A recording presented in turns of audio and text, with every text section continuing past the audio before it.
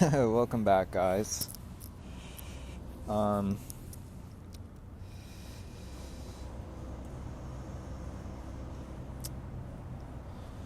we are.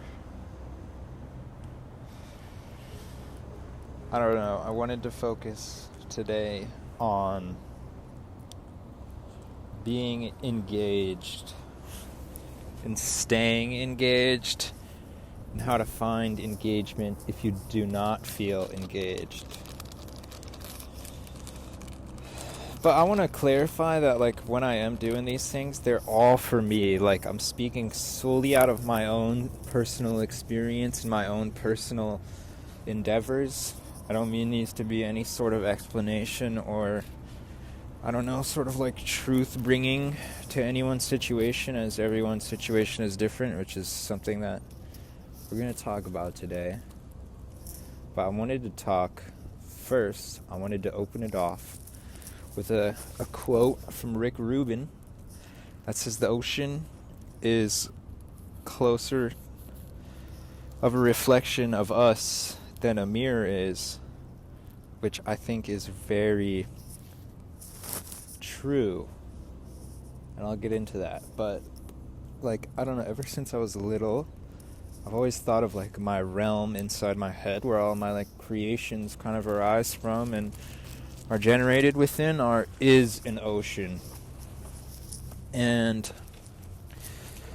I don't know, I think that's kind of it's kind of cool, because, like, an ocean is always flowing. It's never really still. Even if it is still, you just have too much of a macro view.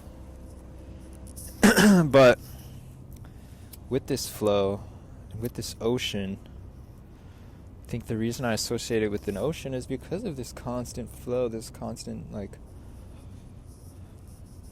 flow. It's the best way I can put it, between, like, new, old, and undiscovered information.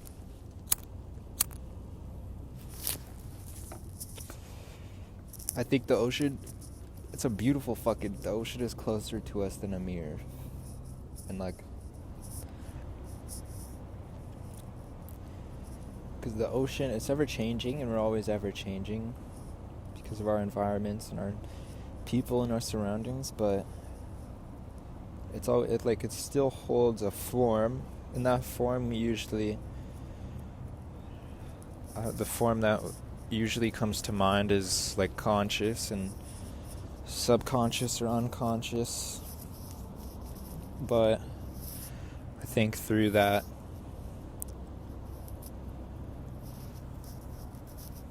the ocean is, like, where all of the teachings and the learnings happen.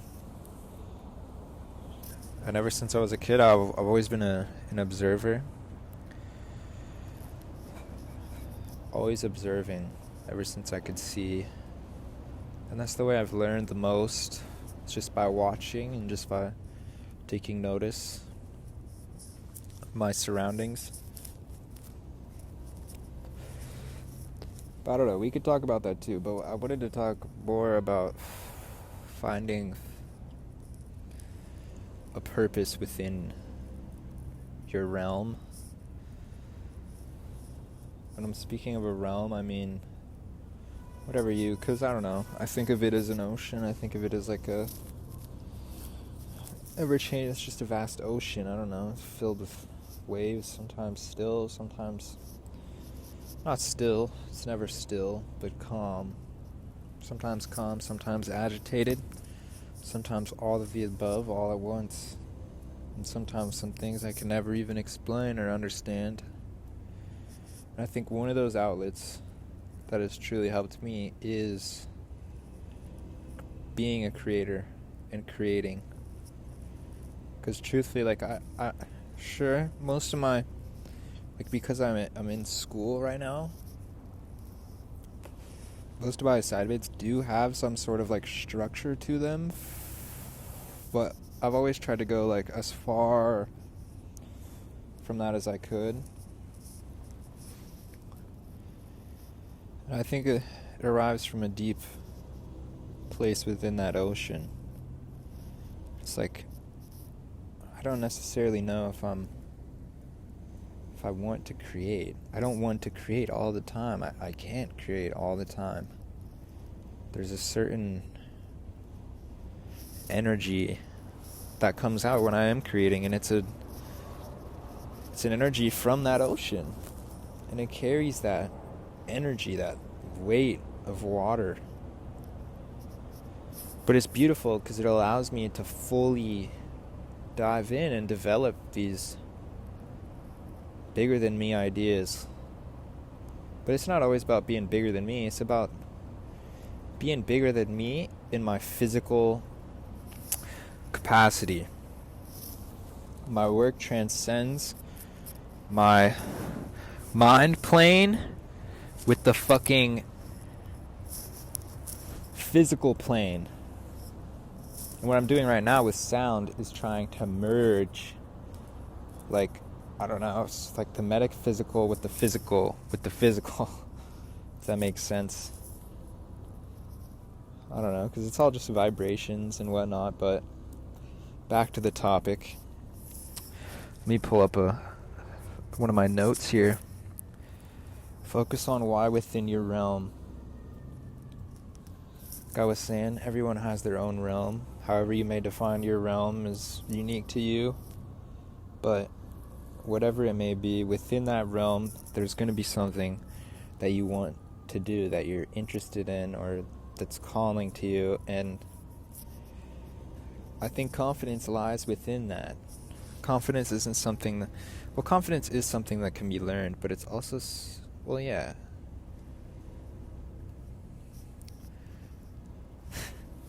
Confidence is something that can be learned, and the majority of it is learned. You don't really just gain confidence randomly one day. You have to learn it. But I think in talking about confidence and talking about confidence within your work and in your realm, I think it's very easy to get caught up in what everyone else is doing, what everyone else is thinking about. So I have to constantly remind myself that, like, the bigger picture, for me, my bigger picture, I don't care about anybody else's bigger picture for themselves or for me. Like, the only thing that matters is what I think and how I react to what I'm doing. And I guess that's what I'm getting at, is that confidence. So I don't know, you have to, like, in order to feel confident, you have to want to do it. You have to want to learn about it. You have to want to explore this idea, or this method, or whatever it is.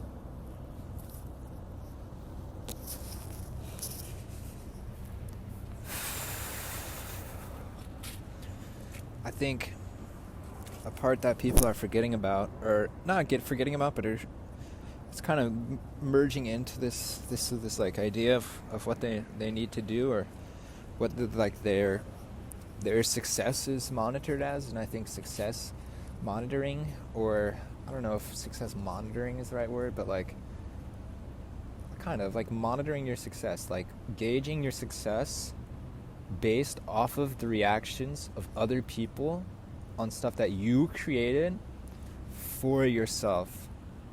Like, even saying that out loud seems kind of like, what the fuck? Why would you do that? But you do. And it's like, how do you get out of that? And I don't know. It's something I'm dealing with. But, like, I do know that I'm confident in what I'm working on right now. And it's opened up a world of opportunities that I otherwise wouldn't really have explored. And because I am exploring them, and because I did find this program called Touch Designer and all this other shit that, like, I don't know, is lending itself to my work, you gotta remember the bigger picture for yourself. Because at the end of the day, you need to create for yourself. Sure, you may be compelled to create a film that people are gonna love, but you have to love it first. And then the people that love it too will trickle in, and they'll follow you, they'll follow suit. And then that's how you gain followers. And I'm not talking about followers in a fucking digital number on your Instagram page. I'm talking about followers that follow your philosophy, your work, your ideas, your fucking person. And not like the idea of you. And that's another thing that I've been dealing with recently, is like the perceived idea of someone that you've created is like completely different than who they are as a person. And that's that.